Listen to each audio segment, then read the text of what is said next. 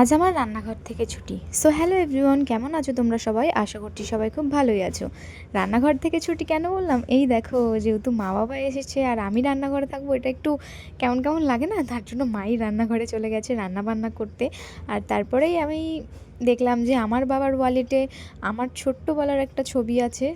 তো সেটা মা আমাকে দেখাচ্ছিল, আমার ভাইয়েরও একটা ছবি আছে, সেগুলোই দেখছিলাম। আর তারপরে মা দিয়েছিল কষা মাংস, সেটাই আমি এখানে দাঁড়িয়ে দাঁড়িয়ে খাচ্ছিলাম আর মায়ের সাথে বকবক করছিলাম, কারণ অনেক গল্প জমে আছে কেমন। আর মায়ের হাতের কষা মাংস সেটা তো অসাধারণ স্বাদ, তো সেটাই খাচ্ছিলাম। আর আমি রান্না করলে কিন্তু কখনো আমি এরকমভাবে খাই না।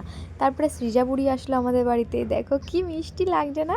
তো ওর সাথে আমি কিছুক্ষণ খেলা করছিলাম, তারপরে আমরা দুপুরবেলার খাওয়া দাওয়াটা করতে বসে পড়েছি। এখানে মাছ, উচ্ছে ভাজা, ডাল, মাংস, একটা বড়া, সব কিছুই ছিল। তো আমরা সেটা দিয়েই খাওয়া দাওয়াটা কমপ্লিট করছি সবাই মিলে, এখানে একসাথে খেতে বসেছি। বেশ ভালোই লাগে সবাই মিলে একসাথে খেতে বসলে, আর অনেকটা গল্প হয়, বেশ ভালো লাগে। যাই হোক, ভিডিওটা কেমন লাগলো সেটা কিন্তু অবশ্যই কমেন্ট করে জানিও। আজকে মতন টাটা।